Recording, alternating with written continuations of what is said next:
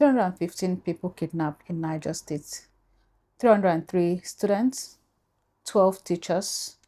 Other reports have it that 265 people were kidnapped, 50 children managed to escape. As of today, roughly 253 students plus 12 teachers are still in captivity. Whichever figure you choose, one thing is clear. This is not a small incident. This is a full-scale operation. And just 4 days earlier, 25 school children were adopted from Government Girls Comprehensive School, Kebbi State. The vice principal, unfortunately, was killed in the incident. Now, let's address the narrative games, because each time something like this happens in a Christian school, you immediately start hearing things like, oh, Muslims are also victims. Look at KB, those girls are Muslims. We know Muslims and Christians are both victims of this failed security architecture, but this is not really the question. What we are saying plainly is, stop using our pain as comparison. What we are seeing in Nigeria today is a very dangerous pattern. A pattern where a moment Christians raise their voice about being killed or kidnapped, some Muslims quickly jump on it. Not to deny the killings, no, but to insist we too are being killed. Or in a way to say it or admit it. Almost like it is the job of Christians to balance the narrative before your pain is validated. But here's the harsh reality. If Muslims are being killed, why are they not the ones to raise the alarm themselves? Why must they wait for Christians to cry out first before joining the conversation? Why does it suddenly become the responsibility of Christian victims to also carry the burden of Muslim grief? If your community is suffering, you don't need permission from any community to speak. You don't need Christians to first acknowledge it before you shout about it. You speak because you're dying.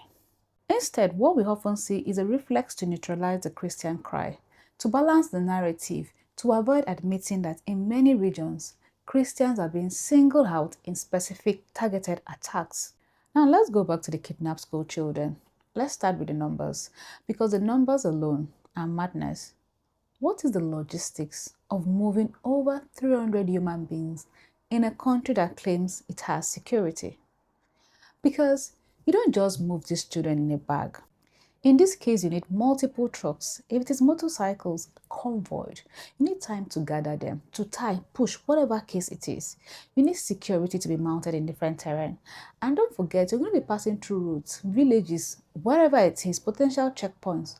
And nobody was able to stop it. Not one serious interception. And in Kebbi State, the governor himself admitted to what we already know about security operatives withdrawing 30 minutes before the bandits attacked the girls' school. He called it clear sabotage. And so the blame game continues. And in Niger State, the governor also was blaming the school for reopening despite warnings. But who has actually lost their job since this? Who has been publicly court-martialed for withdrawing before an attack? We're running a country where the easiest people to arrest are protesters and bloggers, but the hardest people to touch are those whose negligence cost hundreds of children their freedom. Well, the Nigerian government have communicated via the Twitter handle of Bayo Onanuga, suggesting that there are signs that the government of Bola Ahmed Tinubu is attempting to act. And so, yes, according to Bayo Onanuga, there's a credible evidence that the United States is willing to deepen security cooperation with Nigeria, but there is no formal US document or statement to this effect. So lately, the presidency has been making moves, and this, I will tell you, is after designation of Nigeria as a country of particular concern. However, what I'm trying to say is that, please, don't use our pain as a comparative point.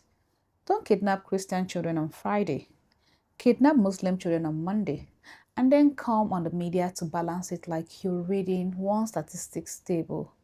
315 Christians kidnapped, 25 Muslims kidnapped. And however, in the Nigerian insecurity mathematics, they want us to believe that 315 plus 25 equals to nobody is being targeted. So, 315 plus 25 does not equal balance. It equals a country in crisis. It is a truth at a time. Take care and have a nice day.